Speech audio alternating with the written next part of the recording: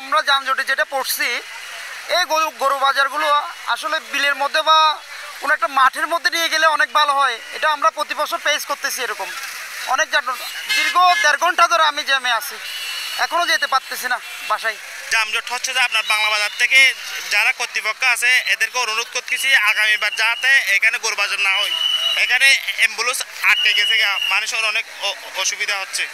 এই বাজার কি, এই বাজার তো রাস্তার উপরে বাজার, অ্যাকোমোডেশন ঠিক নাই, এটা কষ্ট পাচ্ছি। এইটা আর কি যানজট, গাড়ি ঘোড়া, রাস্তার উপর বাজার, এটা তো স্বাভাবিক মেনে নিতে হয় আর কি। এখানে অ্যাকোমোডেশন নাই তাদের বাজারের, এই জন্য আর কি। এই কলগড় বাজার, করুলিয়া বাজার, ঈদগাঁও বাজার, সব এই গরুর বাজারগুলি ইউজুয়ালি রাস্তার পাশেই। এখন সেটার বিকল্প যদি করতে হয়, কর্তৃপক্ষকে নিশ্চয়ই একটা খালি জায়গা নির্ধারণ করতে হবে।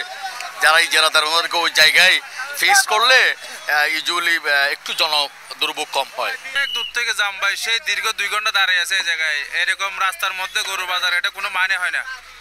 এরকম একটা হয়, খুব যানজট, সিরিয়াসলি মানে অনেকক্ষণ যানজটে দাঁড়িয়ে আছে, খুব কষ্ট লাগতেছে। আমি অ্যাম্বুলেন্সের কথা যখন বলছেন, আমি নিজে 10টা, আমার 55 জন হলুদ টুপি পরা আপনার স্বেচ্ছাসেবক আছে শুধু রোড ক্লিয়ার করার জন্য।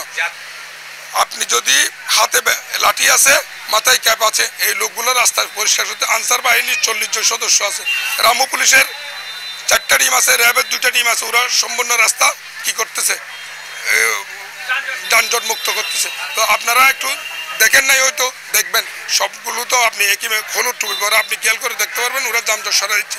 ইনশাল্লাহ ঘণ্টাখানেকের মধ্যে রাস্তা ক্লিয়ার হয়ে যাবে। অ্যাম্বুলেন্সের যে রুগীগুলো আমরা আন্তরিকভাবে দুঃখিত। আমি নিজে সরাই দিয়েছি, কারণ আমি একদিন অ্যাম্বুলেন্সের যাত্রী হতে